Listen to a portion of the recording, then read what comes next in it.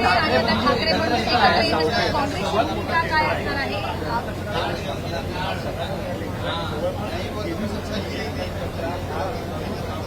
अहो, हे संडास खायला सोडत नाही, हे कचरा काय सोडणार आहे? हे कचऱ्यामध्ये पण खातात. हे कचऱ्यामध्ये खाणारी ही किडे आहेत आणि त्याच्यामुळे कचऱ्यातही पैसा कसा कमवता येईल, पैसा कसा खाता येईल त्याच्यावरचं हे कृत्य आहे. त्याच्यामुळे कचऱ्या, संडास सगळं त्याच्यामध्ये काहीच आता यांचं राहिलं नाही. सगळं खाण्याचंच काम ह्या लोकांनी सुरू केलेलं आहे.